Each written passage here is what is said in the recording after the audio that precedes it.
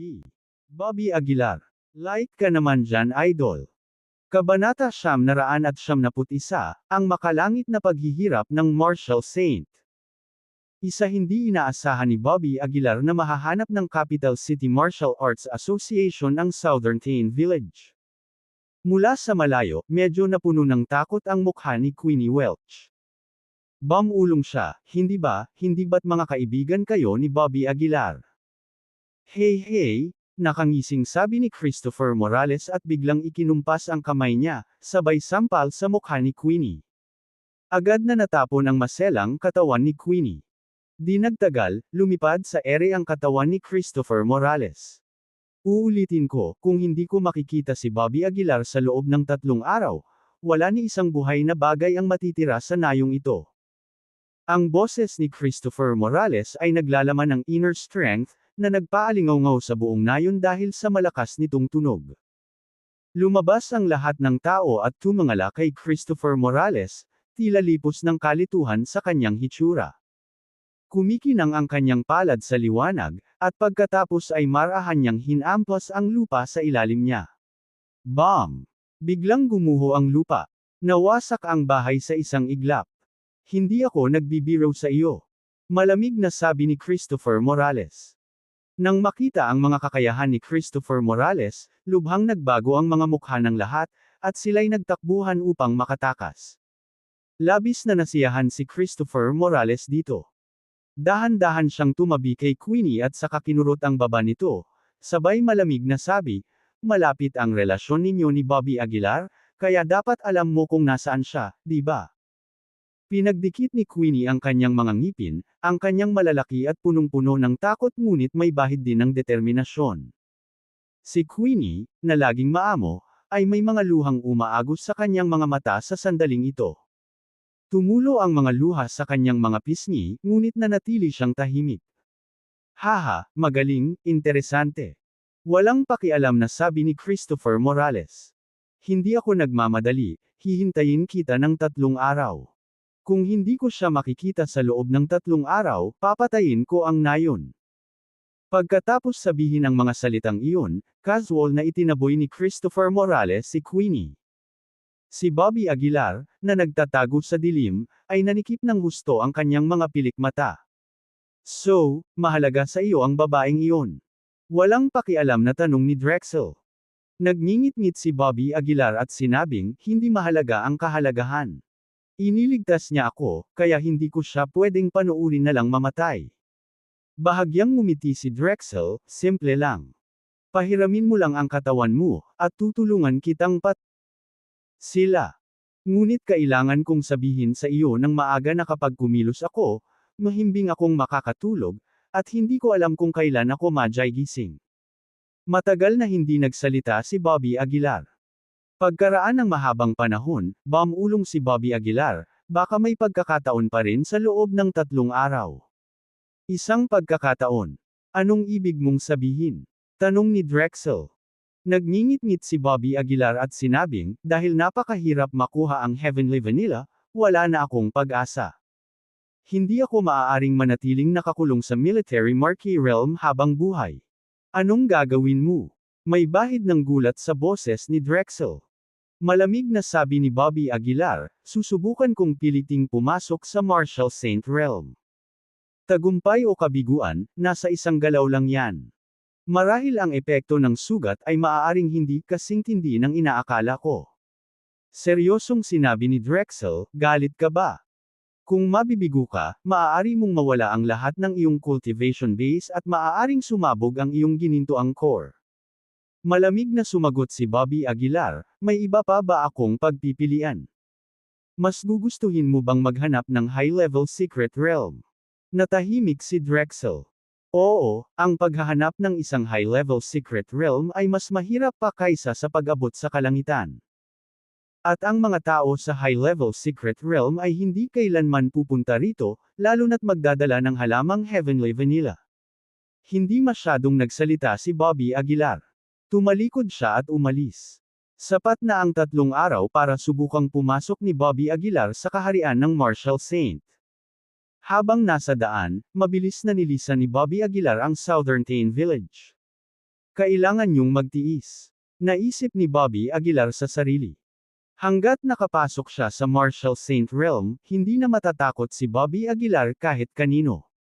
Sa panahong iyon, hindi pa huli ang lahat para iligtas sila. Nakatakas sila sa layong 10 kilometro. Saka lamang tumigil si Bobby Aguilar nang masiguro niyang hindi makakaakit si Christopher Morales sa kanyang tagumpay. Sadyang pumili si Bobby Aguilar ng isang kanyan upang maiwasan ang pagkatuklas. Ito ang lugar. Huminga ng malalim si Bobby Aguilar. Umupo siya nang nakakrus ang mga paa at dahan-daang ipinikit ang kanyang mga mata. Bobby Aguilar, kailangan kong ipaalala sa iyo na ito ay isang lubhang mapanganib na bagay, seryosong sabi ni Drexel. Kung mabibigo ka, magiging kakilakilabot ang mga kahihinatnan. Tumango si Bobby Aguilar at sinabing, alam ko, maraming beses ko nang sinubukan ang ganitong uri ng panganib, at sa bawat pagkakataon ay tama ang aking napili. Naniniwala ako na sa pagkakataong ito ay patuloy akong magiging mapalad. Hindi gumawa ng kahit anong ingay si Drexel, ngunit sa kaibuturan ng kanyang puso, nakamit niya ang isang tiyak na paghanga para kay Bobby Aguilar. Para itong isang desperadong daredevil. Hindi na nagsalita pa si Bobby Aguilar, ipinikit niya ang kanyang mga mata at nagsimulang subukang makalusot sa kaharian ng Marshall Saint. Isang kapirasong enerhiya ang lumabas mula sa dantian ni Bobby Aguilar, at damaloy sa buong katawan niya. Pagkatapos, ang kaunting enerhiyang iyon ay agad na umakyat sa tuktok ng kanyang ulo. Ang banal na pandama ni Bobby Aguilar ay naging isang ginintoang liwanag, na bumubuhos sa kanyang dantian. Sa sandaling ito, nagsimulang magsanib ang dalawang enerhiya. Kumalat sa katawan ni Bobby Aguilar ang mga piraso ng makapangyarihang kapangyarihan ng Dao. Ito ay isang senyales ng pagpasok sa Marshall Saint Realm. Mabilis na nagsasama ang ginintoang kaibuturan at banal na pandama ni Bobby Aguilar, at nagsimulang manginig ang buong katawan niya. Dahil sa nasirang ginintoang core, ang proseso ng pagsasama ng ginintoang core at banal na sentido ay lubhang masakit. Tila napupunit ang sugat, at hindi matiis ang sakit. Pinagdikit ni Bobby Aguilar ang kanyang mga ngipin at tiniis ang sakit. Kinontrol niya ang kanyang banal na sentido, sinusubukang sumanib sa ginintoang kaibuturan ng mahinahon at mahinahon hanggat maaari. Hindi lang si Bobby Aguilar ang nagdurusa, maging si Drexel, na nasa isip ni Bobby Aguilar, ay nagtitiis din ng parehong sakit. Sus Mariosep. Nagngangalit ang mga ngipin ni Drexel sa sakit, halos mabigla na. Sa kabaligtaran, walang ipinakitang emosyon sa mukha ni Bobby Aguilar.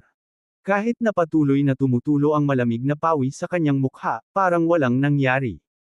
Baliw ka, gusto mo pa akong idamay dito, hindi napigilan ni Drexel ang magmura. Sa kabila ng sakit, nakontrol pa rin ni Bobby Aguilar ang pagsasanib ng banal na sentido. Dahil dito, lalong lumakas ang paghanga ni Drexel kay Bobby Aguilar. Habang nagpapatuloy ang pagsasanib, tumitindi ang sakit. Mabilis na lumalawak ang mga bitik sa ginintoang kaibuturan. Hindi matiis ang sakit mula sa bahagi ng dantian.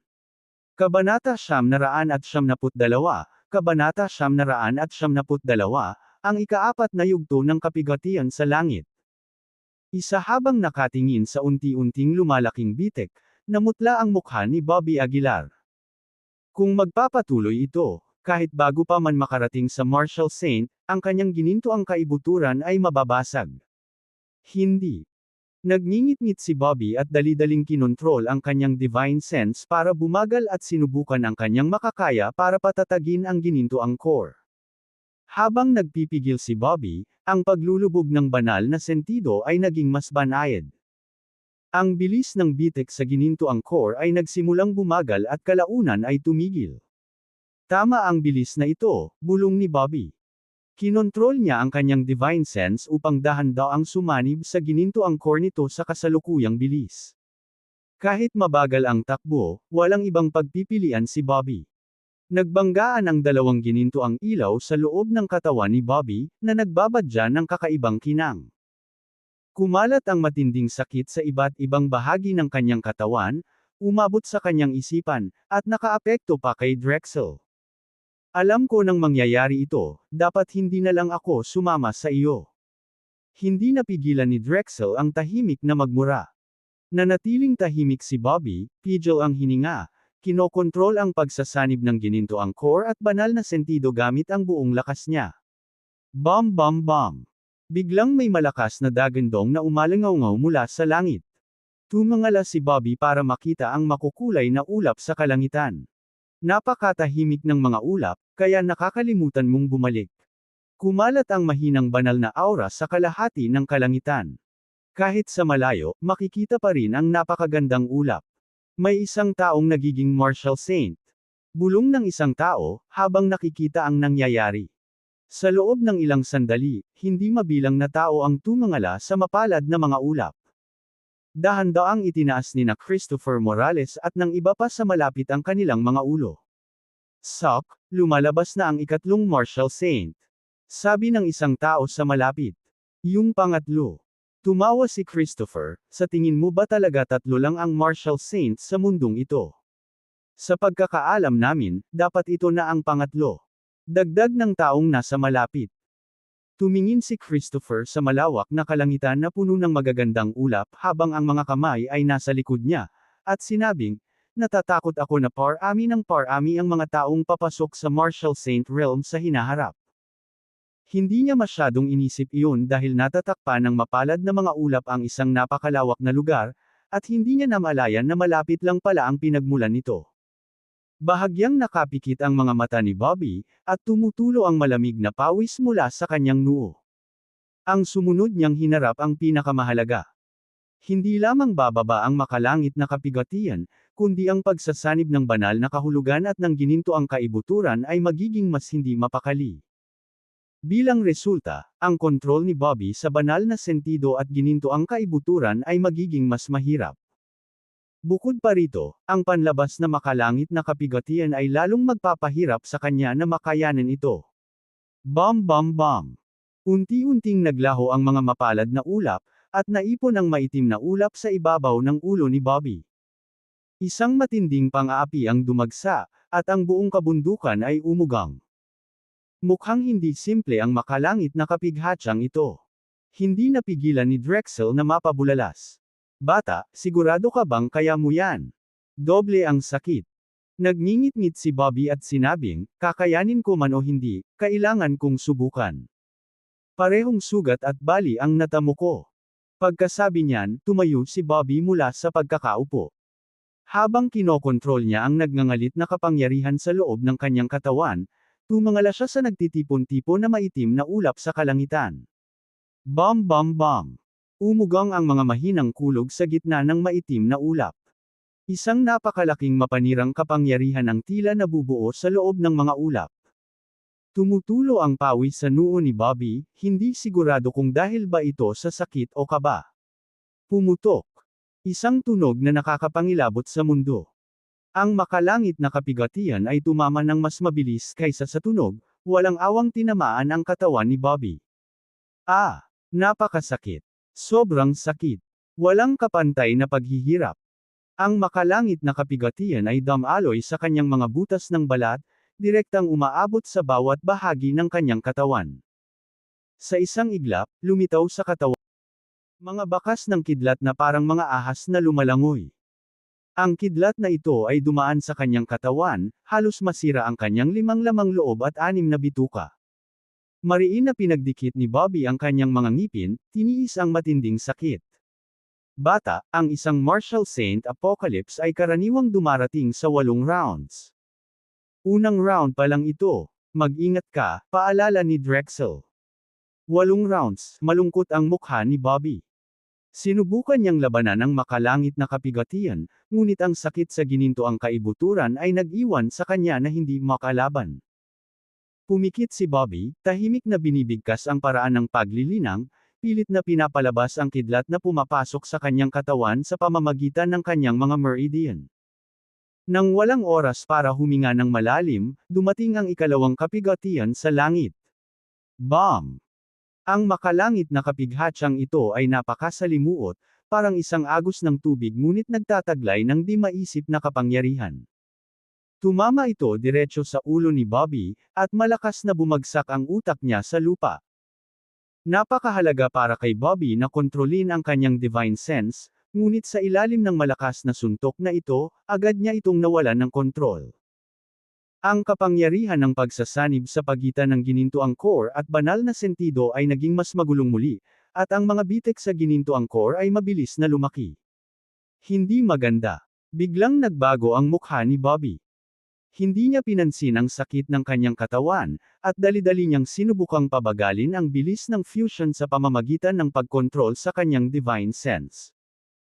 Kahit na ginawa ni Bobby ang lahat ng makakaya niya, ang langit ng tribulation ay lubos na nakaapekto sa kanyang divine sense, at ang bilis ng fusion ay mas lalong tumaas. Hindi ko na kayang magpatuloy ng ganito. Pinagdikit ni Bobby ang kanyang mga ngipin, umaasa sa kanyang malakas na kalooban upang lubos na patatagin ang bilis ng fusion. Tila nagpakita ng kaunting awa ang makalangit na kapigatian, at ang ikatlong makalangit na kapigatian ay hindi pa dumarating. Inabot si Bobby ng isang buong araw at isang gabi bago niya pinabagal ang bilis ng fusion. Napabuntong hininga siya, ramdam ang patuloy na takot. Sa wakas, matatag na, nanginginig na sabi ni Bobby. Hindi naman sa sinisiraan ka, pero pagkatapos lang ng ikalawang kapigatian sa langit sa kakalang napagod sa isip at pisikal. Maaaring hindi mo na makayanan ang ikatlong kapigatian sa langit, malamig na sabi ni Drexel. Ganito rin ang naramdaman ni Bobby. Bukod dito, ang ikatlong kapigatian sa langit ay hindi pa bumababa, ngunit ang maitim na ulap sa kalangitan ay hindi pa nawawala, sa halip ay lalong dumidilim. Malamang na may namumuong nakakatakot na kapangyarihan sa loob nito. Bam bam bam. Umalangaw-ngaw ang mga mahinang dagandong sa loob ng madilim na ulap. Bam! Sa sandaling iyon, ang makalangit na kapigatian ay bumuhos na parang isang malakas na ulan. Ang bughaw na liwanag ay nagliwanag sa kalangitan, at ang batong bundok na nadaanan nito ay naging alikabok sa isang iglap. Maging ang hangin ay napuno ng lakas ng kulog at kidlat. Tapos na.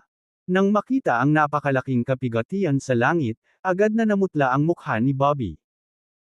Kabanata 973, ang kapangyarihan ng kulog at kidlat sa lungguhit. Isang mabilis na tumama ang mahinang kulog patungo kay Bobby Aguilar.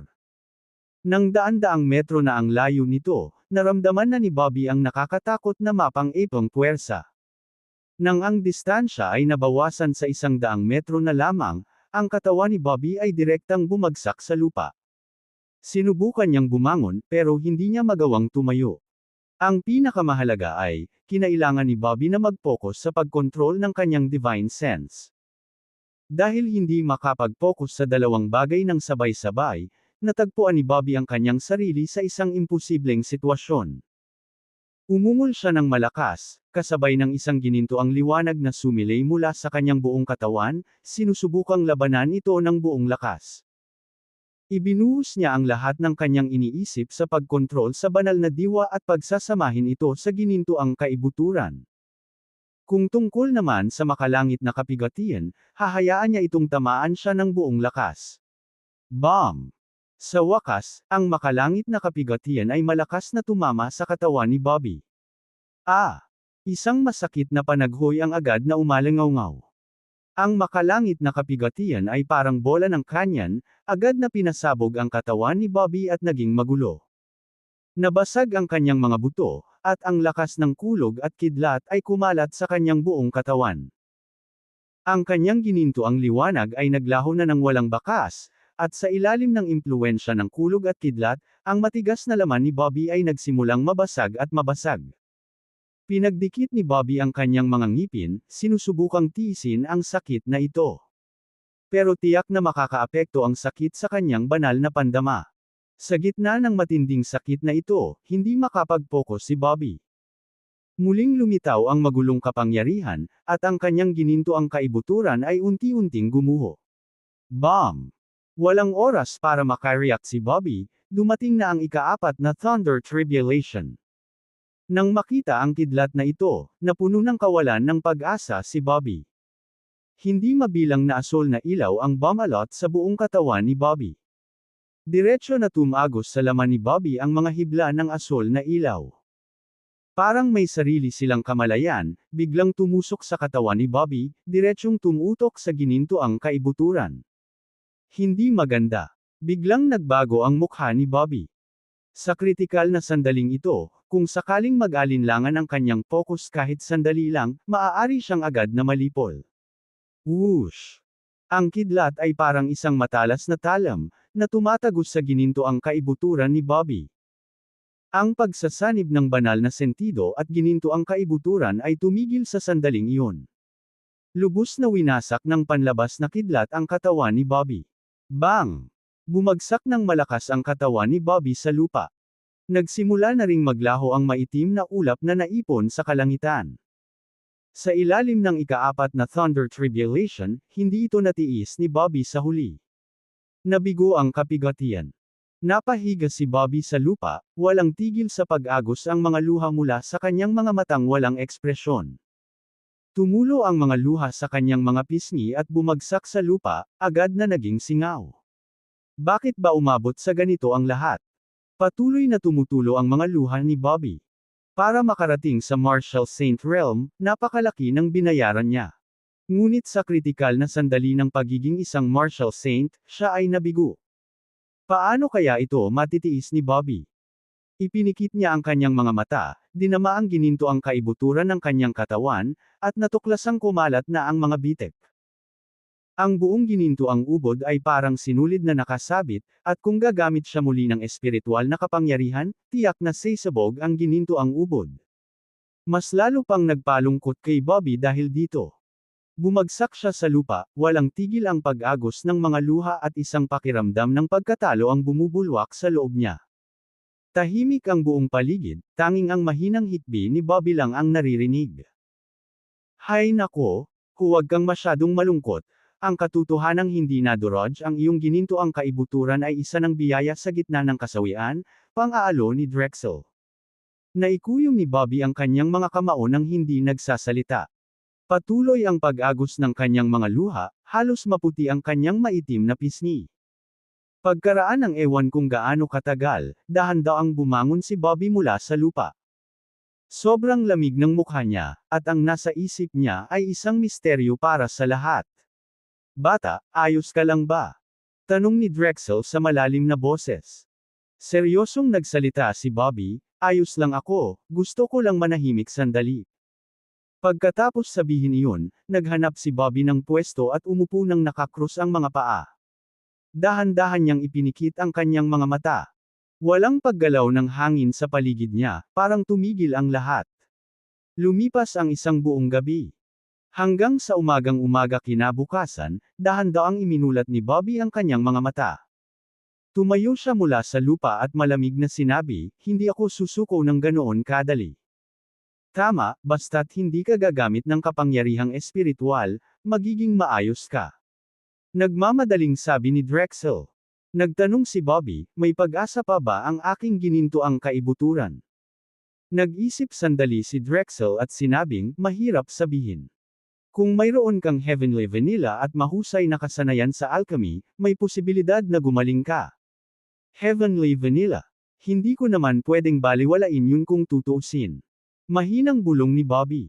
Hamyuni si Drexel bilang pagsang-ayon at sinabing, mayroon kang Purple Flame at dapat ay mahusay ka sa alchemy.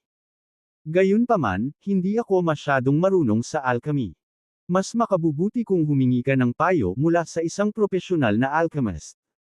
Bumulong si Bobby bilang pagsang-ayon, naiintindihan ko.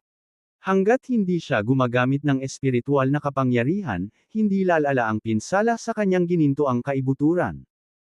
Hanggat hindi pa nasesira ang kanyang gininto ang kaibuturan, may pagkakataon pa rin.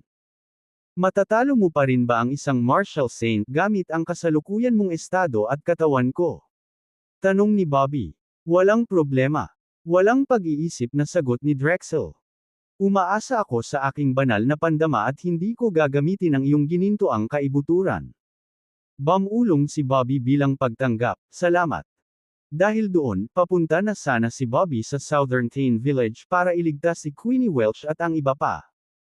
Pero sa sandaling iyon, dumura siya ng isang subo ng sariwang dugo, at lalong namutla ang kanyang mukha. Pinunasan niya ang dugo sa sulok ng kanyang bibig at bamulong, mukhang mas lalo pang nagpabigat sa katawan ko ang pinsala sa aking ginintoang kaibuturan. Hindi maiiwasan yan, sabi ni Drexel. Hindi na nagsalita pa si Bobby at nagmadaling pumunta sa Southern Tane Village. Puno na ng mga sugat ang katawan mo ngayon, kaya mas mabuting magpagaling ka muna. Paalala ni Drexel sa kanya. Tiningnan ni Bobby ang kanyang bogbog na katawan. Tunay nga, bukod sa hindi mabilang na mga peklat, ang kanyang panlabas na balat ay tila nasunog din. Kinalkula ni Bobby ang oras. May isang araw pa bago ang 3 araw na ipinangako ni Christopher Morales. Kaya, umupo si Bobby nang nakakros ang mga paa, balak na pansamantalang mabawi ang kanyang laman. Unti-unting naghihilom ang mga peklat sa kanyang katawan. Sa sandaling iyon, isang kaluskos ang biglang narinig mula sa mga gumaling na peklat sa kanyang katawan. Kahit maliit ang tunog, napakasakit nito sa pandinig. Tumingin si Bobby sa ibaba at nakita niya na sa loob ng sugat, may mga hibla ng kidlat. At habang naghihilom ang mga peklat ni Bobby, sumanib ang kidlat sa kanyang laman. Kasunod nito, nagulat si Bobby nang matuklasan na matapos sumanib ang kidlat sa kanyang laman, ang kanyang katawan ay lalong lumakas at tumigas. Anong nangyayari? Gulat na sigaw ni Bobby. Sinubukan niyang ikuyom ang kanyang kamao at nagulat siya nang matuklasan na tila may dala itong karagdagang malakas na puwersa. Ang puwersang ito ay nagmula sa kapangyarihan ng kidlat. Kabanata 974, Kabanata 974, likas na elemento sa lungguhit isang-isang bakas ng pagkamangha ang sumili sa mukha ni Bobby Aguilar. Ano ang nangyayari? Saan nagmula ang tunog ng kaluskos nang ikuyom niya ang kanyang mga kamao? Ang puwersang ito ay lubhang mahina, at ang epekto nito ay minimal lamang, na may bahagyang paglakas lamang. Gayunpaman, ang hindi pamilyar na kapangyarihang ito na hindi sa kanya ay ikinagulat ni Bobby Aguilar. Elementong kulog. Sa sandaling iyon, paliwanag ni Drexel sa kanyang isipan. Napakaswerte mo talaga sa gitna ng kasawian. Bulalas ni Bobby Aguilar, elementong kulog. Ano ang ibig sabihin niyan? Sumagot si Drexel, ito ay isang uri ng natural na enerhiya na umiiral sa mundo.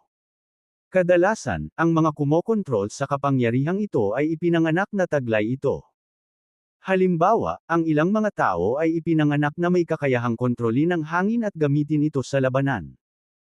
Kayang kontrolin ng iba ang tubig, at ang kanilang lakas ay lubos na tataas hanggat sila ay nasa tubig. Bulalas ni Bobby Aguilar, ibig sabihin ba noon ay kaya ko nang kontrolin ang kidlat? Pangarap lang, mapanghamak na sabi ni Drexel. Hindi sinasadyang nakuha mo ang kapangyarihan ng elemento ng kulog. Sapat na ang kapangyarihan nito para hiramin mo, lalo na ang kontrolin ito. Isang tunog ng realisasyon ang binigkas ni Bobby Aguilar. Sinubukan niyang gamitin ang kapangyarihang nasa loob ng kanyang katawan ngunit imposibleng gamitin ito. Masyadong banayad ang puwersang ito, na parang wala lang. Wala itong epekto at maaari pang ang baliwalain. Gayunpaman, hindi may kakaila na lumakas ng husto si Bobby Aguilar. Naaalala ko na ngayon. Ibig sabihin niyan ay may kapangyarihan ng Palace Master ng Ice Palace ng elementong yelo at nyebe. Biglang hinampas ni Bobby Aguilar ang ulo niya. Hindi nakakapagtaka na ang Ice Palace ay itinayo sa isang napakahirap na kapaligiran. Ang karne ng isang tao ay lason din ng iba, bulong ni Bobby Aguilar sa sarili. Parang natatandaan kong may pamilyang Walter sa Hilagang Kanluran. Sinasabing kaya nilang gamitin ang kapangyarihan ng kulog. Biglang may naalala si Bobby Aguilar. Minsan nang tinarget ng pamilya Walter si Bobby Aguilar, at plinano niya noon na lipulin ang buong angkan nila. Noon, hindi alam ni Bobby Aguilar kung ano ang mga elemento. Ang alam lang niya ay kaya nilang gamitin ang kapangyarihan ng kidlat. Dapat kong bisitahin ang pamilya Walters minsan. Siguro may mga pakinabang din, palihim na naisip ni Bobby Aguilar. Kung kontrolado niya ang elementong ito, walang ang mapapaunlad ito. Ang pagkontrol dito ay dapat na resulta ng lubos na pagmaster sa elementong ito. Hindi na nagpatuloy sa pag-iisip si Bobby Aguilar, sa halip ay nagtungo na lang siya sa Southern Tane Village. Nayon ng Southern Tane. Nitong mga nakaraang araw, ang buong nayon ay nababalot ng takot. Si Christopher Morales at ang iba pa ay nasa Marshall Saint Realm, kaya ang kanilang lakas ay higit pa sa kayang kalabanan ng Southern Tain Village. Queenie, sigurado ka bang hindi mo alam kung nasaan si Bobby Aguilar? Nanginginig na tanong ng isang matandang lalaki sa nayon. Kinagat ni Queenie Welch ang kanyang labi at nanatiling tahimik.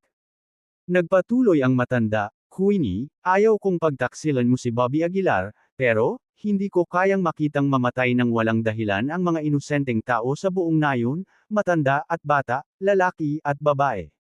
Napuno ng luha ang mga mata ni Queenie. Bumulong siya, Lola McBride, hindi ko talaga alam kung nasaan siya. Hindi niya ako kinontak. Bumantong hininga ang matandang kilala bilang Lola McBride. Magsasalita na sana siya nang biglang pumutok ang ulo niya. Tumalsik ang dugo niya sa maselang mukha ni Queenie Welch, dahilan para manlamig ang ekspresyon ng mukha niya. Kaya na ang walang kwentang daldalan. Naglakad paarap si Christopher Morales at walang pakialam na nagsalita. Sumulyap siya kay Queenie Welch, ngumisi, at sinabing, kung ayaw mong mas maraming tao ang mamatay, humanap ka ng paraan para lumitaw si Bobby Aguilar. Naiintindihan mo. Tinitigan ng masama ni Queenie si Christopher Morales, halos nagbubuga ng apoy ang mga mata nito. Nang sumunod na segundo, itinaas ni Queenie ang kanyang maselang braso at sinubukang hampasin si Christopher Morales. Gayunpaman, si Christopher Morales, isang martial saint, ay hindi masasaktan ng isang simpleng babae. Sa isang sulyap lang, napatumba ni Christopher Morales si Queenie ng ilang metro. Tanga! Pinalis ni Christopher Morales ang alikabok sa kanyang katawan. Kung hindi lang dahil sa iyong kapakinabangan, pinatay na sana kita. Pinilit ni Queenie na tumayo pero hindi niya magawa. Tiningnan niya ang bangkay ni Lola McBride, walang tigil ang pag-agos ng mga luha sa kanyang mukha. Dahil sa labis na kawalan ng pag-asa at kawalan ng magawa, napaiyak ng mapait si Queenie.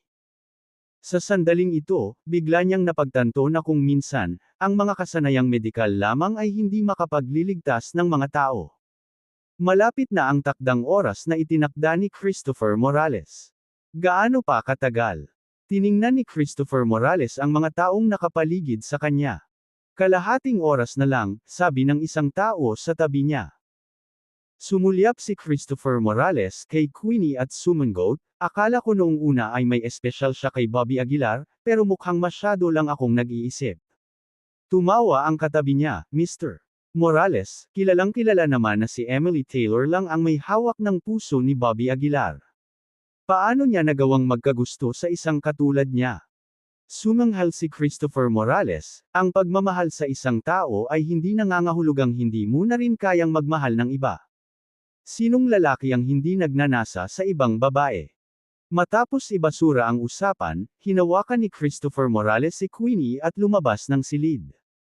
Hinayla niya si Queenie pataas, ang katawan nito ay nakalutang sa ere. Pagkatapos, malamig na sinabi ni Christopher Morales, sinabi ko na sa iyo noon na kung hindi darating si Bobby Aguilar sa loob ng 3 araw, papatayin ko ang nayong ito. Ngayong dumating na ang oras at hindi pa rin siya dumarating, wala na akong ibang magagawa kundi pumatay. Pagkatapos sabihin iyon, tiningnan ni Christopher Morales si Queenie na hawak niya at walang pakialam na sinabi, dahil hindi mo ako nirespeto, magsisimula ako sa iyo. Pagkatapos niyang magsalita, agad na hinawakan ni Christopher Morales si Queenie at, parang hinahagis na sisiw, marahas niya itong inihagis sa lupa. Mabilis na bumagsak ang katawan ni Queenie. Pinaikit niya ang kanyang mga mata sa kawalan ng pag-asa, hinihintay ang pagdating ng kamatayan. Pero sa sandaling iyon, nakaramdam siya ng kaunting init, na parabang niyakap siya ng mahigpit. Iminulat niya ang kanyang mga mata at nakita niyang nakahiga nga siya sa mga bisig ng isang tao. Pagtingala niya, nakita niya ang mukhang matagal na niyang hinahanap-hanap araw at gabi. Hinawakan ni Bobby Aguilar si Queenie at dahan-daang inihiga sa lupa. Mukhang gulat at tuwang-tuwa si Queenie, pero hindi niya maisip kung ano ang sasabihin. Kumunot ang noo ni Bobby Aguilar at sinabing, naaalala kong binigyan kita ng token, di ba? Bakit hindi mo ginamit? Umiling si Queenie, hindi nagsalita. Hindi nagpatuloy sa pagtatanong si Bobby Aguilar, sa halip ay itinuon niya ang malamig niyang tingin kay Christopher Morales. Natulala rin si Christopher Morales. Pagkatapos ay humagalpak siya ng tawa, akala ko talaga ay isa kang taong may malinis na puso. Hahaha. Hindi ba't mahal na mahal mo si Emily Taylor? Paano mo nagawang isugal ang buhay mo para sa isang babaeng ganoon? Malamig na tinitigan ni Bobby Aguilar si Christopher Morales at sinabing, pumunta ako para iligtas siya dahil minsan niya akong iniligtas. Wala nang ibang emosyon na kasama. Pagkarinig sa mga salitang ito, isang bakas ng pagkawala ang kumislap sa mga mata ni Queenie. Kabanata 995, kumilos si Drexel sa lungguhit isa, ha. Nang marinig ito ni Christopher Morales, mas lalong lumakas ang kanyang pagtawa.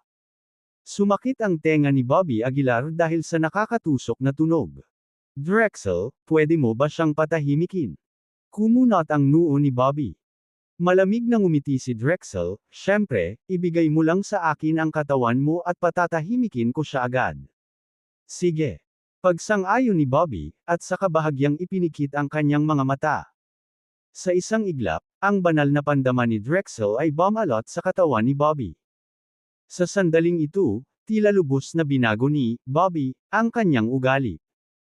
Isang masama at walang awang ngiti ang nakasabit sa sulok ng kanyang bibig, mukhang isang psychopathic murderer habang paminsan-minsan ay dinidilaan ang kanyang mga labi. Si Christopher Morales, na hindi kalayuan, ay tawa pa rin ng tawa nang hindi maintindihan ang sitwasyon.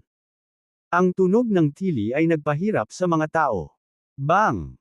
Bigla na lang nawala ang figure ni Bobby. Ilang sandali lang, nasa harap na niya si Christopher. Ha! Nagbago ang mukha ni Christopher, at may bakas ng takot na sumilay sa kanyang mga mata. Bang! Bago pa man makapag-react si Christopher, damapo na ang kamao ni Drexel sa bibig niya. Agad na lumipad sa ere ang katawan ni Christopher. Dumiretso ang pagkabasag ng panga niya. Habang pinapanood ang kanyang katawan na itinatapon sa kalangitan, huminga ng malalim si Drexel. Hahaha. Maya-maya, umalangaw-ngaw ang magulong tawa ni Drexel. Ganito pala ang pakiramdam ng buhay. Nakakapresko. Dinilaan ni Drexel ang kanyang mga labi. Napanganga ang lahat sa nakita. Lalo na si Queenie Welch. Ito pa rin ba ang Bobby na kilala niya? Bakit bigla siyang parang ibang-iba? Lalo na ang masamang alindog ng kanyang ngiti, na nagpaparamdam sa mga tao ng kakaiba at nakakatakot. Bang! Maya-maya pa ay bumagsak sa lupa ang katawan ni Christopher. Dali-dali siyang bumangon mula sa pagkakaupo, matalim na nakatitig kay Drexel na nasa harap niya. Bobby, nang ahas kang palihim akong atakihin. Sigaw ni Christopher sa galit. Ngumisi si Drexel at ngumisi, sneak attack ka ba? Uod ka lang, kailangan pa ba kitang palihim na atakihin? Uod. Uod ba ako? Galit na galit si Christopher. Bobby, sa tingin ko nababaliw ka na. Napalakas ba ng huling laban natin ang tiwala mo sa sarili mo? Malamig niyang sabi. Hindi pinansin ni Drexel ang mga sinabi ni Christopher at itinuon ang tingin sa iba pang mga martial saints. Bakit hindi kayo pumunta agad? Nakangising sabi ni Drexel. Sumigaw si Christopher, sama-samahin ninyo siyang huwag bigyan ng pagkakataong makatakas. Tatlong martial saints ang sabay na nagmarcha palabas. Napuno ng takot ang hangin dahil sa kanilang mapang-ipang aura. Bata, ngayon. Bang! Bago pa matapos ng martial saint ang kanyang banta, nakalapit na si Drexel at direktang tumama ang kanyang kamao sa mukha ng lalaki. Biglang bumukas ang kanina pang pangit na mukha. Akala mo ba makikinig ako sa kalokohan mo? Dinilaan ni Drexel ang kanyang mga labi. Bago pa man makapag-react ang lahat, gumawa na naman ng isa pang nakakabaliw na galaw si Drexel. Direktang kinuha niya ang primordial spirit ng lalaki at nilunok ito sa kanyang tiyan. Ang mukha ng lahat ay naging pangit. Lalo na si Christopher. Tumulo ang malamig na pawis sa noo niya. Paano nagbago ng ganito ang batang ito? Umungol si Christopher sa kanyang puso. Hindi man lang niya hinayaan na tapusin ang banta niya bago umatake. Ikaw na naman. Humarap si Drexel sa isa pang martial saint. Kinakabahang umatras ang Marshall Saint, pinatatag ang sarili at sinabing, ipapaalam ko sa iyo, ako. Whoosh! Isa na namang suntok, direktang tumatagos sa kanyang dibdib. Mukhang wala ka pang masyadong alam tungkol sa akin. Tumingin si Drexel sa Marshall Saint na nasa harap niya nang may ngiti. Kita mo, isa akong napakalinis at mahusay na tao, mabilis at walang awa. Kaya nga ako tinatawag na unang Diyos ng pagpatay. Naiintindihan mo na ba ngayon? Bulong ni Drexel. Ngunit ang tila, banayad, na boses na ito ay parang isang parusang kamatayan sa pandinig ng lahat sa sandaling ito. Dalawa pang Marshall Saints ang napatay sa isang kisap mata. Hindi lang makapangyarihan si Drexel, malinis at mahusay din ang kanyang trabaho ng walang anumang pagkaantala. Maging ang impresyon ni Bobby kay Drexel ay bumuti. Mukhang napakalamig ni Christopher habang humahakbang paatras at malamig na sinabi, Bobby, sa tingin ko pwede tayong mag-usap. Kausapin mo ang tatay mo. Sumugod si Drexel, at ang paa niya ay direktang lumapag sa ibabang bahagi ng tiyan ni Christopher. Sa kabila ng paggamit ng teknik na pangprotekta sa katawan, si Christopher ay sinipa ni Drexel pataas sa ere. Bago pa siya makatayo, muling lumapit si Drexel. Hinawakan niya ang buhok ni Christopher, nakayuko ang tuhod, at walang awang isinampol ito sa ibabang bahagi ng kanyang tiyan. Kaagad pagkatapos, hinawakan ni Drexel ang magkabilang kamay, naghugis martilyo, at malakas na ipinukpok ito sa gulugod ni Christopher. Pumutok. Agad na nabasag ang gulugod ni Christopher. Bumagsak ng malakas ang katawan niya sa lupa. Umupo si Drexel, hinawakan ang buhok ni Christopher gamit ang isang kamay, at itinaas ito. Kahanga-hanga ka talaga. Inabot ni Drexel ang kamay niya at sinampal si Christopher habang sinasabi ito. Ibinuka ni Christopher ang kanyang bibig, nahihirapang magsalita. Parang away ng gang sa pagitan ng mga kriminal ang pesteng to. Bibigyan kita ng pagkakataong sabihin ang mga huling salita mo. Hinawakan ni Drexel ang buhok ni Christopher at sinabing, mas mabuting pahalagahan mo ang pagkakataong ito. Karamihan sa mga tao ay hindi nakakakuha ng ganitong paggamot. Ibinuka ni Christopher ang kanyang bibig, malapit nang magsalita. Sa pagkakataong ito, ikinumpas ni Drexel ang kanyang kamay at sinabing, masyadong mabagal ang pagsasalita mo, mamatay ka na lang ng mabilis. Pagkatapos niyang magsalita, dinurog ng paa ni Drexel ang ulo ni Christopher. Matapos patayin ang tatlong Marshall Saints sa isang hininga, lahat ay natigilan. Walang saysay na sinubukang makatakas ng natitirang dalawang Marquis, ngunit tiyak na hindi sila binigyan ng pagkakataon ni Drexel. Nakita niyang sinipan ni Drexel ang isang bato, dahilan para lumipad ito patungo sa dalawa. Tila kayang tiisin ng bato ang puwersang 10,000 libra, na agad na ikinamatay ng dalawa. Matapos patayin ang mga lalaking ito, napanariwa ang mukha ni Drexel, matagal na rin mula noong huli akong pumatay. Ganito ang pakiramdam. Ganitong nakakalasing na pakiramdam. Pagkatapos, tumingin si Drexel kay Queenie Welch na nasa malapit.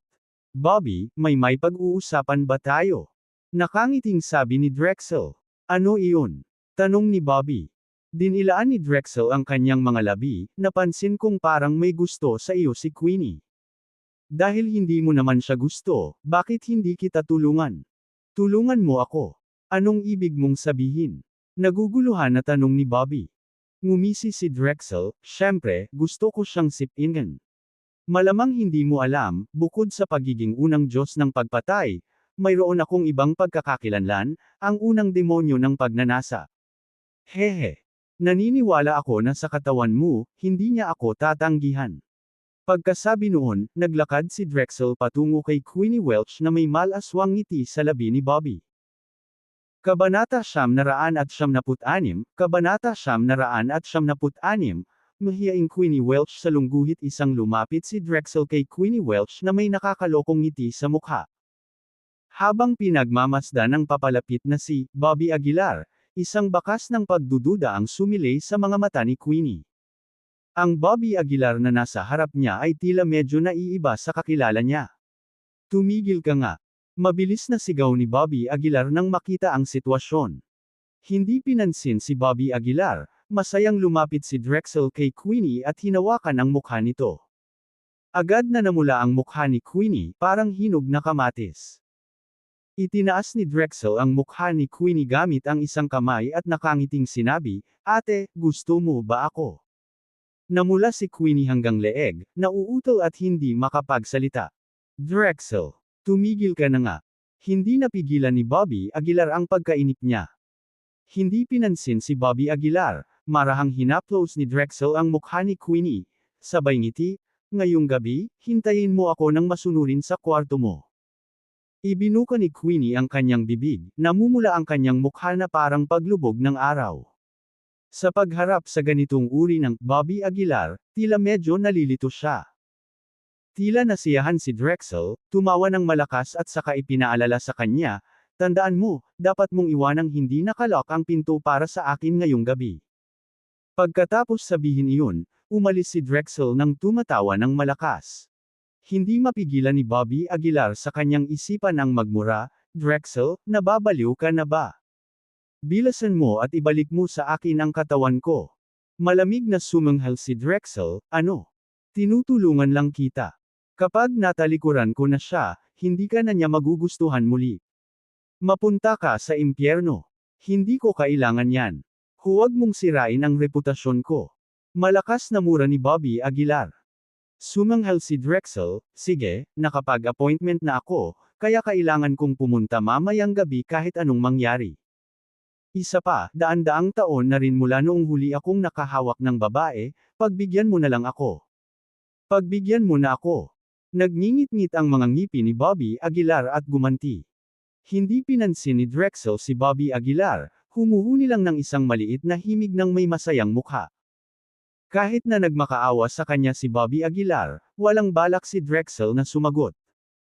"Paano kung ganito? Hahanapan kita ng katawan at bibigyan kita ng maraming espiritual na bato, at ibabalik mo sa akin ang katawan ko, ha?" Medyo kaawa-awang pagmamakaawa ni Bobby Aguilar. "Kung gayon, pwede kang maghanap ng mga babae ng mag-isa at gawin mo lang ang gusto mo, okay?" Tamad na nagunat si Drexel at sinabing, "Hindi pwede, alam mo ba kung ilang beses na akong tinanggihan dahil sa hitsura ko? Hindi ko pa naranasan kung ano ang pakiramdam na magustuhan ng isang tao sa buong buhay ko, kaya kailangan kong subukan ito ngayong gabi."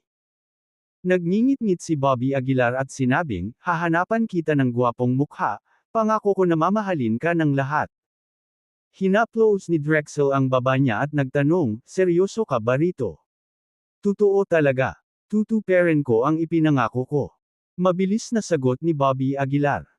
Nag-isip sandali si Drexel at nagpatuloy, "Bukod sa gwapong mukha, kailangan ko rin ng malakas na katawan, ayaw ko ng ordinaryo." "Sige, sige, kahit anong klaseng katawan ang gusto mo, hahanapan kita ng ganoong klaseng katawan," sabi ni Bobby Aguilar na may sakit ng ulo. "Sige." Muling nagunat si Drexel. "Pero dahil nakapag-appointment na ako, paano ka makakarating mamayang gabi?" Naiinip na sinabi ni Bobby Aguilar, "Wala kang pakialam dyan, aalamin ko." Bahagyang bumantong hininga si Drexel, medyo nag-aatubiling sinabi, "Kawawa naman ang magandang babaeng ito. Kung nangyari lang sana ito noong mga panahong ang dami kong babae sa paligid.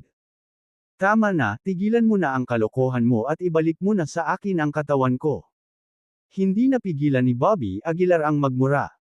Pumayag si Drexel, at saka idinagdag, "Natatakot akong matulog muna ako sandali, sa panahong ito kailangan mong humanap ng paraan para maalagaan ang iyong sarili, walang magliligtas sa iyo kung may mangyaring masama.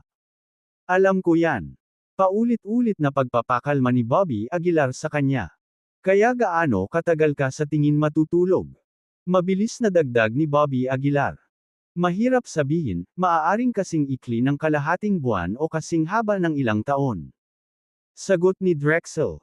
"Sige, naiintindihan ko, ibalik mo lang sa akin ang katawan ko agad," pagmamakaawa ni Bobby Aguilar. Hindi na nag-aksaya ng oras, inilibot ni Drexel ang tingin sa buong mundo gamit ang katawan ni Bobby Aguilar. Pagkatapos, ibinalik niya ang katawan sa banal na pandama ni Bobby Aguilar. Isang guhit ng liwanag ang sumilay sa kanyang isipan, at matagumpay na nabawi ni Bobby Aguilar ang kontrol sa kanyang katawan. Yumuko siya para tingnan ang sarili niyang katawan, at saka lamang nakahinga ng maluwag nang masiguro niyang naibalik na sa kanya ang kanyang katawan. Naku, mapanganib talaga ang pagpapahiram ng katawan sa iba, bulong ni Bobby Aguilar. Pagkatapos sabihin iyon, sinubukan niyang tawagin si Drexel sa kanyang isipan, ngunit hindi ito sumasagot. Nakatulog talaga siya, bulong ni Bobby Aguilar. Bagamat makapangyarihan si Drexel, ang kanyang banal na pandama ay tila hindi kasing lakas ng inaakala. Sa gabi, nagsimulang makaramdam ng sakit ng ulo si Bobby Aguilar. Nakatayo siya malapit sa bahay ni Queenie, hindi sigurado kung dapat ba siyang pumunta at makita ito. Nako, sana hindi na lang siya maniwala sa kalokohang yan, mahinang sabi ni Bobby Aguilar. Kung talagang handa si Queenie sa kwarto niya, paano niya kaya ito haharapin? Matagal na nakatayo si Bobby Aguilar sa pinto at nag-isip bago tuluyang nagdesisyong puntahan si Queenie at linawin ang lahat. Kaya naman, palihim na lumapit si Bobby Aguilar sa pintuan ni Queenie. Dahan-dahan siyang kumatok sa pinto, para lang marinig ang boses ni Queenie mula sa loob pagkaraan ng ilang sandali, tuloy, pasok, iniwan kong hindi nakalak ang pinto para sa iyo. Nang marinig ang mga salitang ito, lalong lumala ang sakit ng ulo ni Bobby Aguilar. Gaya ng kinatatakutan niya. Mabigat ang loob ni Bobby na itinulak pabukas ang pinto. Pagbukas ng pinto, nakita niya si Queenie na nakaupo sa kama, nahihiyang nakatingin kay Bobby Aguilar suot ang manipis nitong damit, ang buhok na nakalaylay sa kanyang balikat, at ang kanyang maputi at makinis na balat. Isang batya na gawa sa kahoy ang inilagay sa isang gilid ng kama, na puno na ng tubig. Isang mapang-akit na halimuyak ang pumuno sa hangin, halatang seryoso si Queenie sa kanya at inihanda pa ang lahat. Ikaw, nandito ka na. Ang boses ni Queenie ay kasing hina ng ugong ng lamok, ang kanyang mukha ay namumula hanggang leeg. Bahagya niyang ibinaba ang kanyang ulo, tila hindi nangangahas na tumingin ng diretso kay Bobby Aguilar. Kabanata 997, Kabanata 997, kapag bumagsak ang pader, lahat ay nagtutulak sa lungguhit isa nang makita ang eksenang ito, sandaling nawalan ng malay si Bobby Aguilar.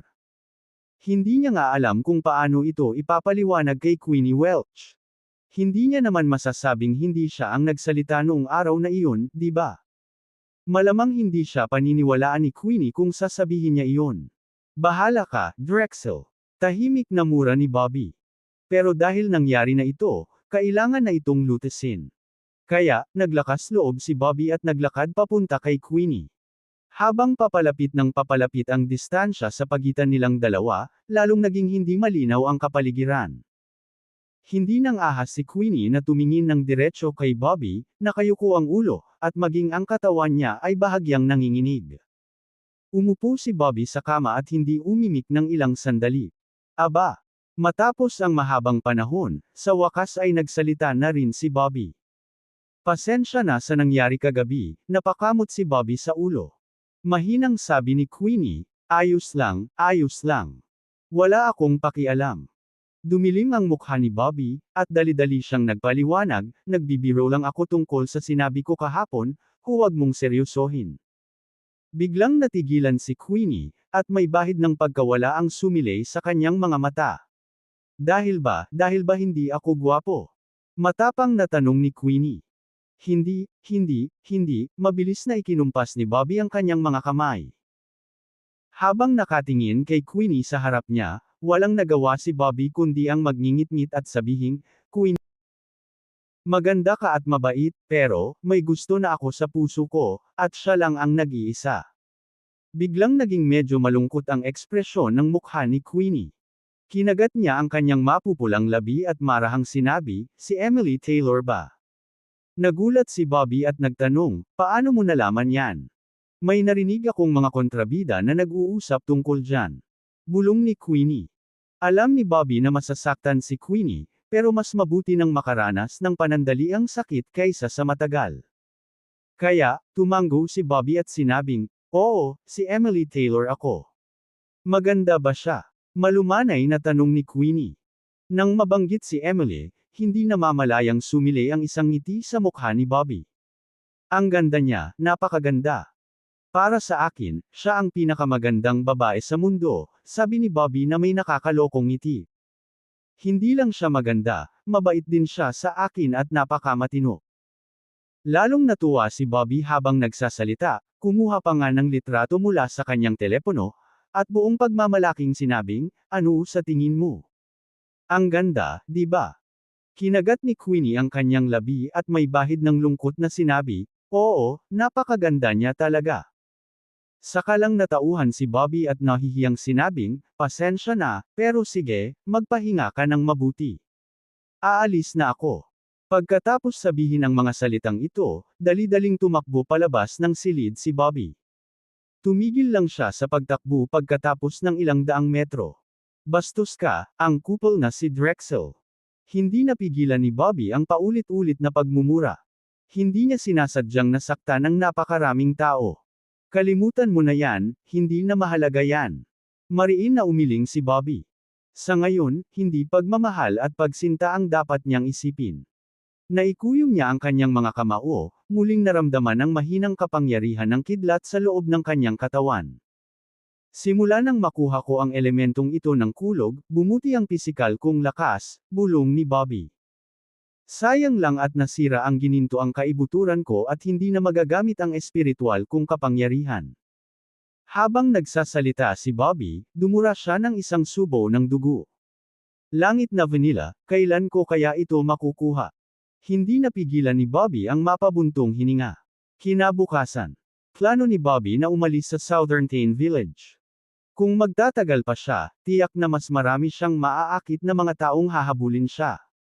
Kaya, hinanap ni Bobby Aguilar si Queenie Welch, na may balak na magpaalam dito. Pagdating niya sa bahay ni Queenie, nagkatinginan sila, at medyo naging awkward ang atmosfera. Plano kong umalis, sabi ni Bobby Aguilar. Bumukas ang bibig ni Queenie pero tumango rin siya bilang pagsang-ayon. Sige, mag-ingat ka, sabi ni Bobby bago tumalikod at umalis. Teka. Sa sandaling iyon, biglang pinigilan ni Queenie si Bobby. Tinaas ni Bobby ang isang kilay, nagtanong, anong problema? May kailangan ka pa ba? Kinagat ni Queenie ang labi niya na parang nagdedesisyon. Maya-maya, naglakas loob siyang magtanong, maaari mo ba akong isama? Nang marinig ito, lalong kumunat ang noo ni Bobby. Hindi ba ako nagpaliwanag kagabi? Tanong ni Bobby nang nakakunot ang noo. Mabilis na sumagot si Queenie, hindi yan. Gusto ko lang. Gusto ko lang matuto ng martial arts mula sa'yo, ayos lang ba?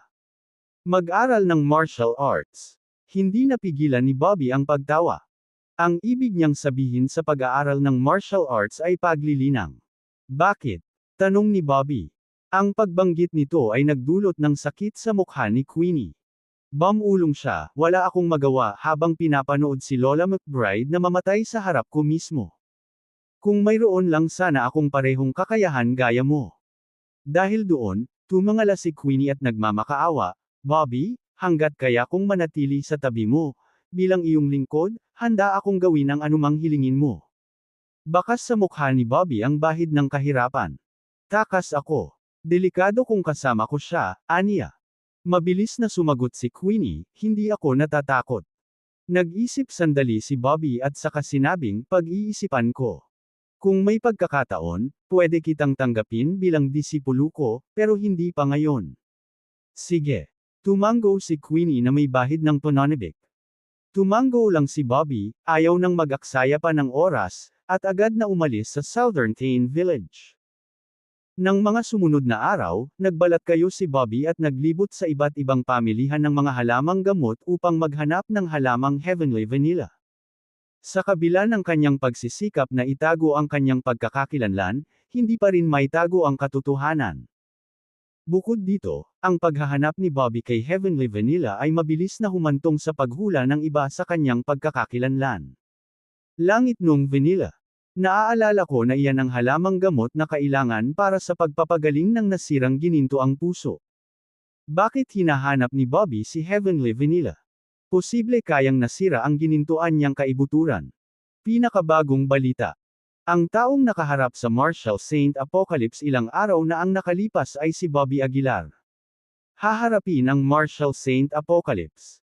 Kaya ngayon kailangan ni Bobby ang Heavenly Vanilla, ibig sabihin ay nabigo siya sa tribulation. Sira na ang kanyang golden core. Nang kumalat ang balitang ito, biglang kumulo ang buong mundo ng martial arts. Ibig sabihin, bago pa man matagpuan ni Bobby Aguilar si Heavenly Vanilla, isa na siyang paylay. Hampasin mo habang mainit pa. Ngayon na ang tamang panahon para maalis siya.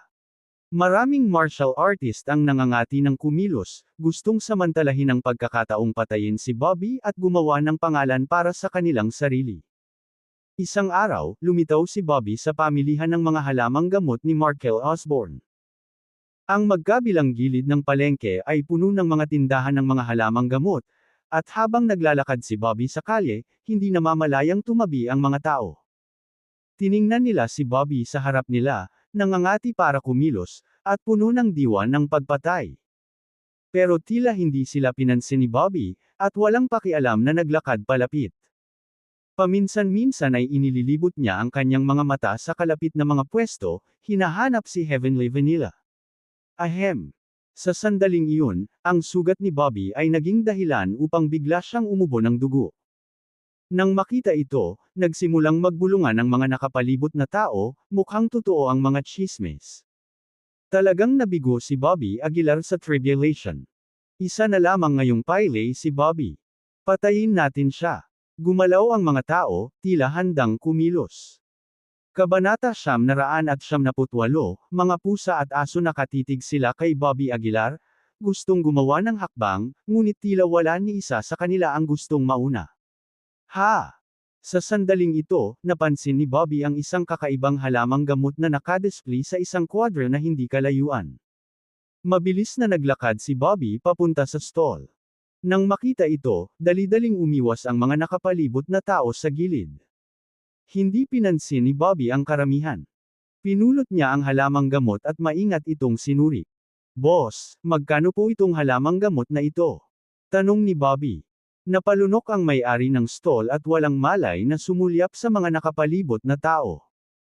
Pagkatapos, naglakas loob siyang sabihin, hindi ko ibebenta iyan sa iyo, kahit ginto o jade ang ibigay mo. Bahagyang kumunat ang noo ni Bobby at sinabing, bakit? Hindi ba kita babayaran? Sino ang mag-aasam ng mabahong pera mo? Buong tapang na sigaw ng may-ari ng pwesto. Hinaplos ni Bobby ang halamang gamot at tumango, sige, kung ayaw mo, ayos lang. Pagkasabi niyan, direktang inilagay ni Bobby ang halamang gamot sa kanyang bulsa at tumalikod para umalis.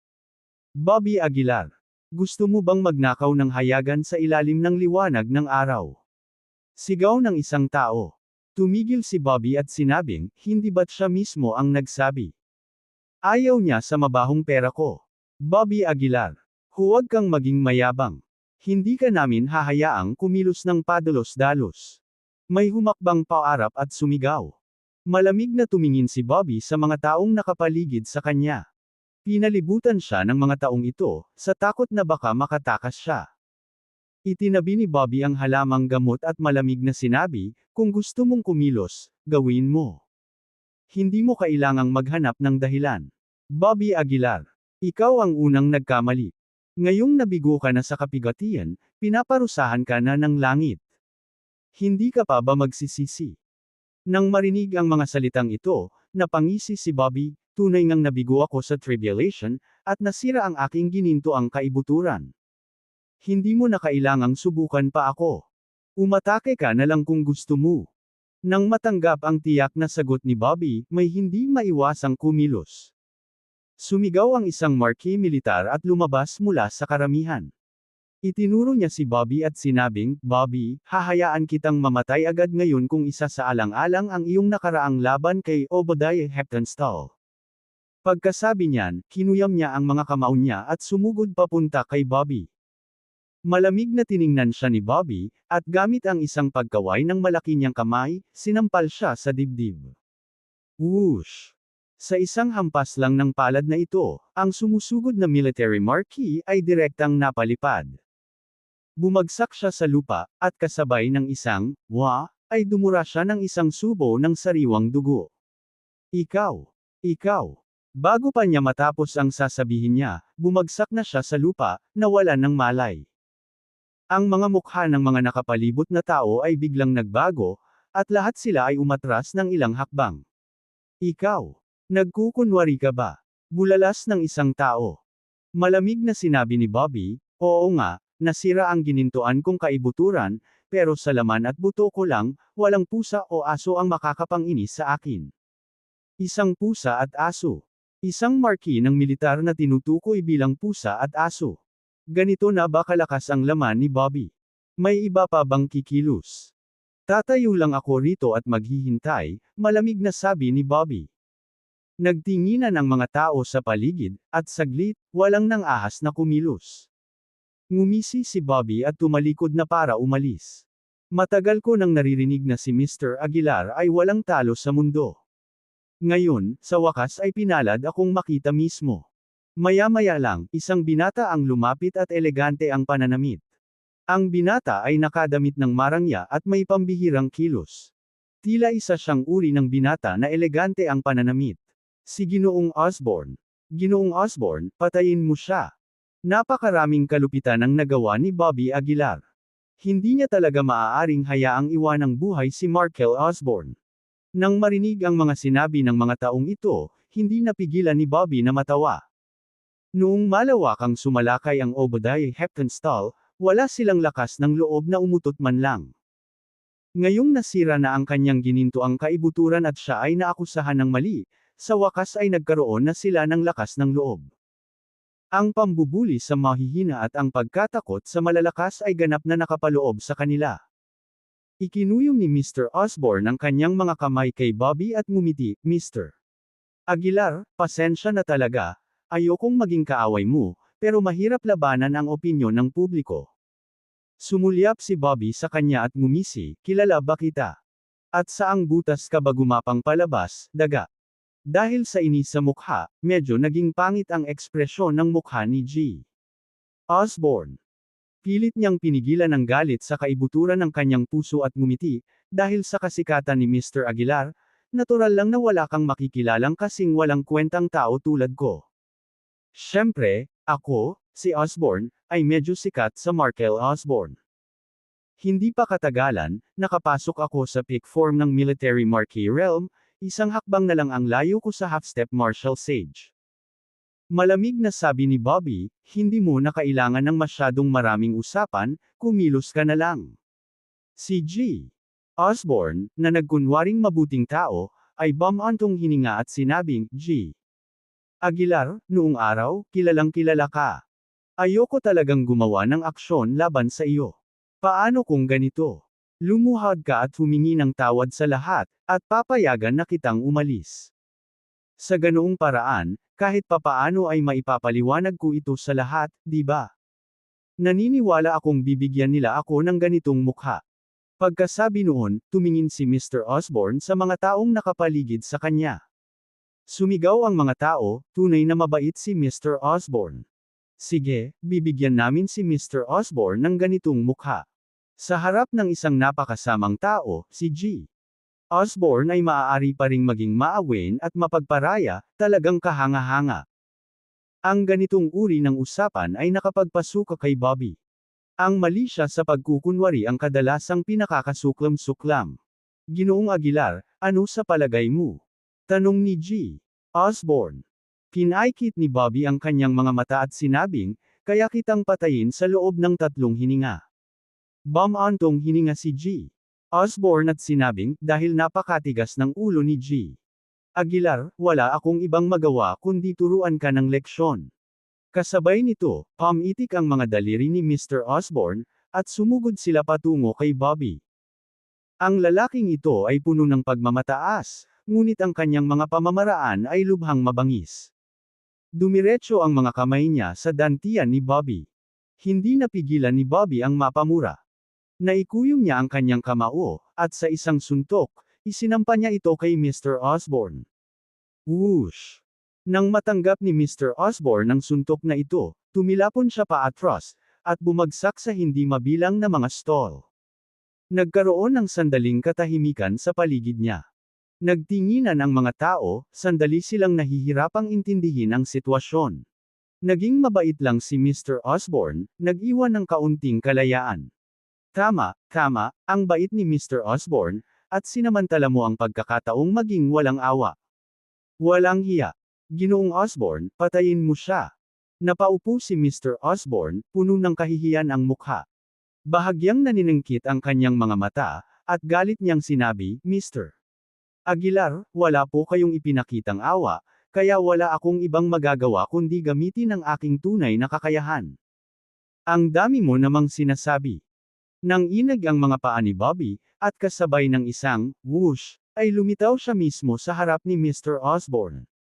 Sa sobrang bilis, para siyang bagzo ng hangin.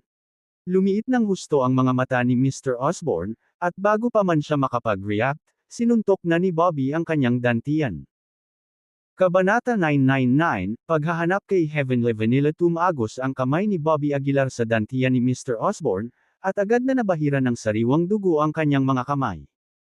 Pagkatapos, hinugot ni Bobby ang gininto ang kaibuturan ng kanyang kalaban gamit ang kanyang mga kamay at dinurog ito. Nakatitig si Mr. Osborne kay Bobby Aguilar nang may nakamamatay na tingin. Hindi siya makapaniwala na mamamatay siya sa kamay ng isang taong hindi kayang gumamit ng espiritual na kapangyarihan. Bang! Malakas na bumagsak ang katawan ni G. Osborne sa lupa. Walang bakas ng emosyon sa mukha ni Bobby Aguilar. Ang mga nakapalibot na tao ay labis na natahimik, dahil wala ni isa sa kanila ang inaasahan ang magiging resulta. Malamig na sinuyod ni Bobby Aguilar ang paligid at saka tumalikod para umalis. Sa pagkakataong ito, walang nang-ahas na hamarang sa denaryanan ni Bobby. Gayunpaman, alam na alam ni Bobby na sa ilalim ng manipulasyon ng Capital City Martial Arts Association, siya ay tuluyang siniraan. Halata iyon sa mga lugar na dinaanan niya nitong mga nakaraang araw. Halos lahat ay gustong mamatay si Bobby Aguilar. Mukhang hindi na ako makakatagal pa sa bansang ito. Huminga ng malalim si Bobby. Dahil mayroon na siyang masamang reputasyon, ngayon ay pinatay niya si Mr. Osborne sa publiko, lalo lamang magiging mahirap ang daraanan niya. Matapos ang mahabang pag-iisip, nagpasya si Bobby na iwan muna si Pyro. Ang unang dahilan ay upang maiwasan ang pagtugis ng Martial Saint, at pangalawa, dahil matagal na panahon na mula nang bumalik siya sa Heaven Gate. Tutal, sarili niyang sekta iyon at ang pagpapabe rito ay unti-unting mawawalan ng suporta ng lahat.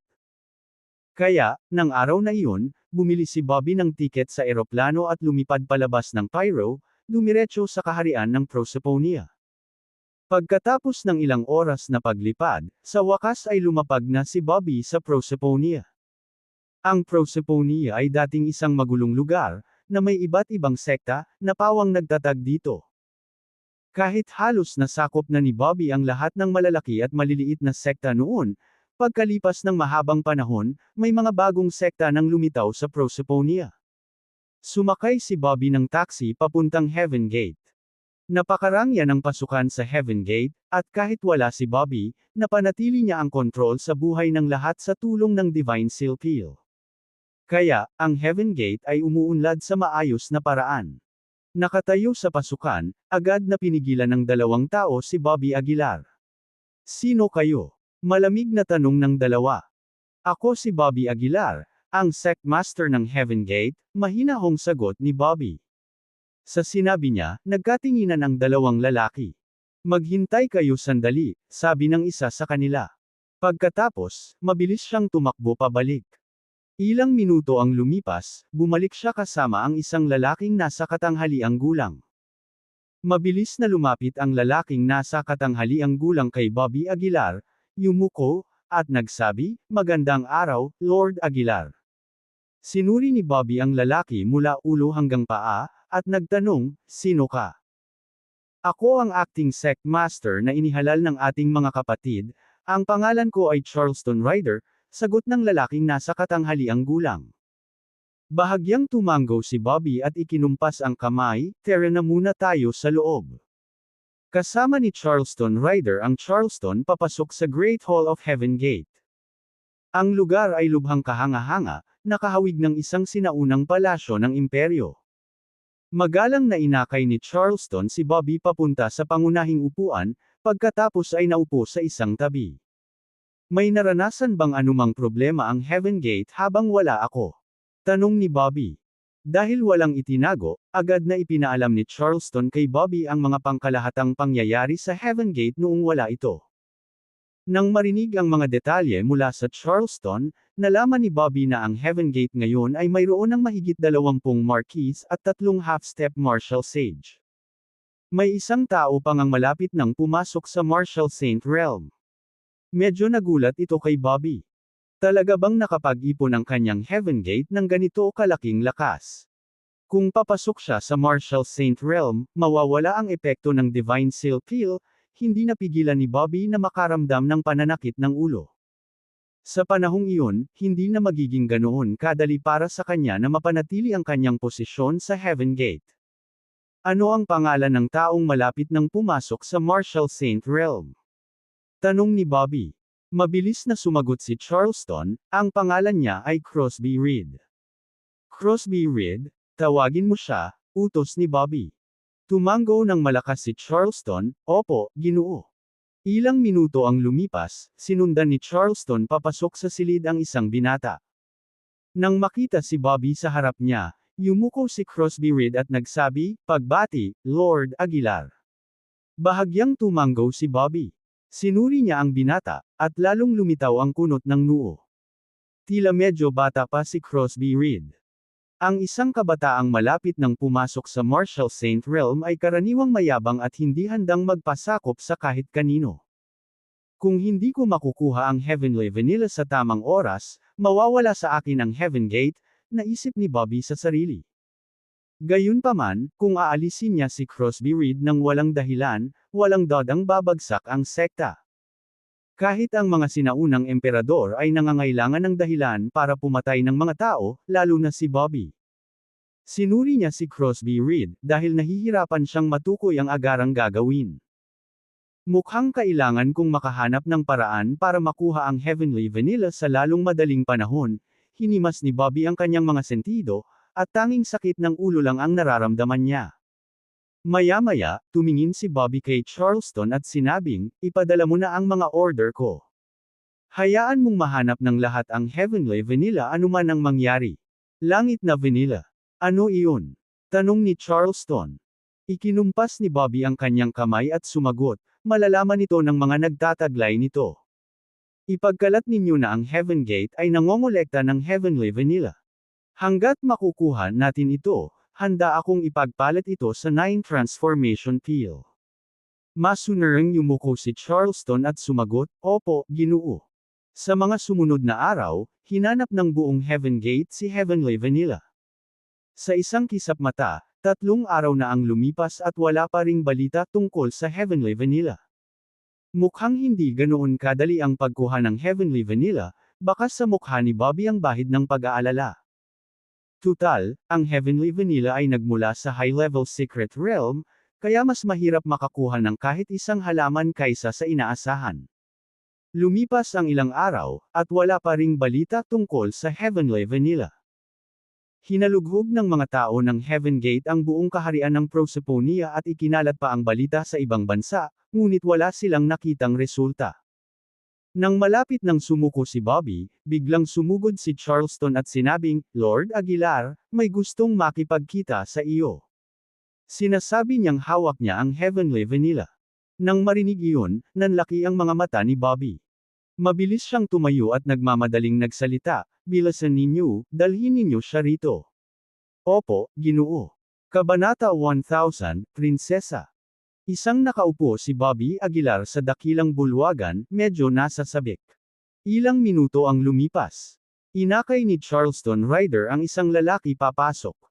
Kakaiba ang itsura ng lalaki, na may kakaibang marka sa pagitan ng kanyang mga kilay. Dumiretso ang lalaki kay Bobby Aguilar at walang pakialam na nagsabi, pagbati, Lord Aguilar. Tumayo si Bobby Aguilar, hindi napigilan ang sarili, at nagtanong, mayroon ka bang Heavenly Vanilla? Totoo ba? Sa halip na sumagot ng padalos-dalos, sumulyap ang lalaki kay Charleston Ryder na katabi niya. Nang maunawaan ang pahiwatig, ikinumpas ni Bobby Aguilar ang kanyang kamay at sinabing, maaari ka nang umalis. Oo. Pinagsalikop ni Charleston Ryder ang kanyang mga kamay at lumabas ng Great Hall. Tanging si Bobby Aguilar at ang kakaibang lalaki ang natira sa Great Hall.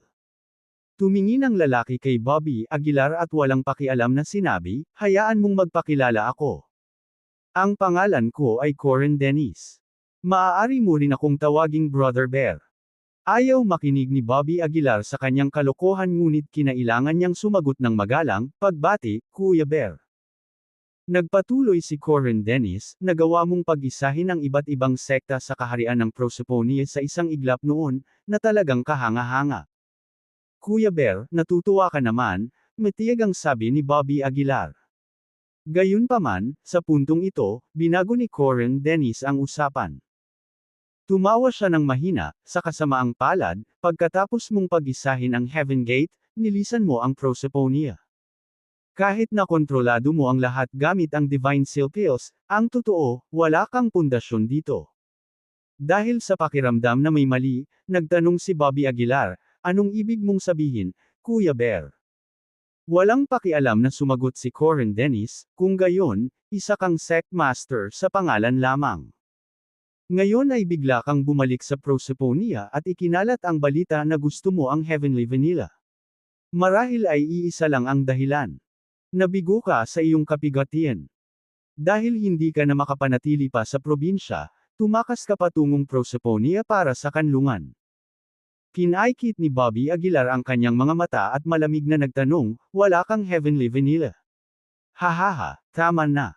Humagalpak sa tawa si Coren Dennis. Nandito ako para magbigay ng payo sa iyo. Kumunot ang noo ni Bobby Aguilar. Gaya ng inaasahan, saan man may mga tao, hindi maiiwasang may mga alitan. Kung bababa ka ngayon mula sa Heaven Gate, baka i-consider kung iligtas ang buhay mo at hayaan pa kitang manatili sa Heaven Gate, casual na sabi ni Coren Dennis.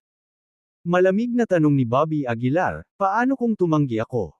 Kung tatanggi ka, papatayin kita, prank ang sagot ni Coren Dennis. Habang nagsasalita siya, sumabog ang aura ni Coren Dennis. Isang martial saint. Labis na nagbago ang mukha ni Bobby Aguilar. Ang Coren Dennis na nasa harap niya ay isang martial saint. Malamig na sinabi ni Coren Dennis, dapat mong malaman na wala kang pagkakataon laban sa akin. Naging maalalahanin na ako para makipagkita sa iyo ng mag-isa, kaya sana ay hindi mo ito makaligtaan. Dumilim ang mukha ni Bobby Aguilar. Kung harapin niya ng diretso si Coren Dennis, walang duda na mapapahamak siya.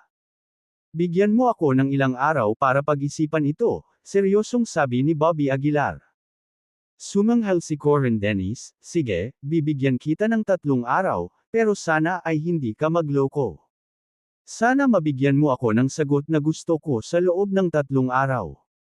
Kasabay nito, tumayo si Coren Dennis at umalis. Pagkaalis niya, nagmamadaling pumasok si Charleston Ryder.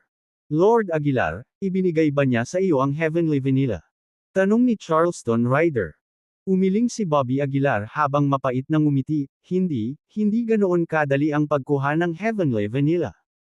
Bakas sa mukha ni Charleston Ryder ang bahid ng pagkalito. Gusto pa sana niyang magtanong, pero ikinumpas ni Bobby Aguilar ang kamay niya at pinutol siya. Tama si Coren Dennis. Walang pundasyon si Bobby sa Heaven Gate. Para sa mga tagasunod ng Heaven Gate, walang pagkakaiba kung sino ang naging sect master. Nang gabing iyon, nakaupo si Bobby Aguilar sa bubong, hindi makatulog. Mukhang imposibleng makuha ang Heavenly Vanilla, mahinang bulong ni Bobby Aguilar. Nakastock ako bilang isang half-step martial sage habang buhay.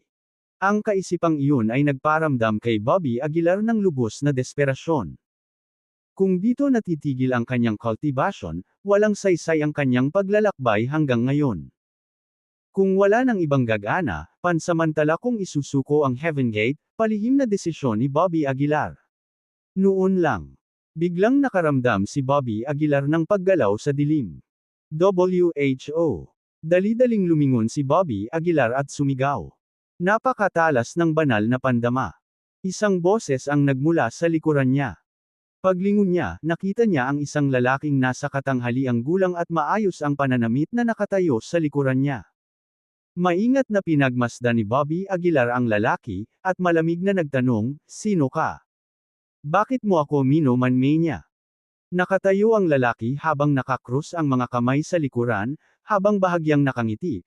"Ang gininto ang puso ay nag-iwan ng malaking sugat sa iyo. Sa palagay ko ay sinubukan mong pilitin na makalusot sa Marshall Saint."